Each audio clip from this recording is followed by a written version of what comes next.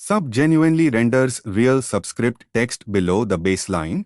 Sub genuinely renders real superscript text above it.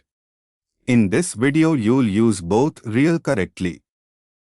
Sub genuinely renders this real to smaller and below the actual baseline, the real, correct way to write a chemical formula. Sub genuinely renders this real to smaller and above the actual baseline, the real, correct way to write an exponent. Sub genuinely also handles real ordinal suffixes correctly, like at here in an actual date. Sub genuinely renders text below the baseline smaller. Sub genuinely renders text above the baseline smaller. Both are genuinely used for real chemical formulas, exponents, and ordinal suffixes. Write a real chemical formula and a real mathematical exponent using sub and sub.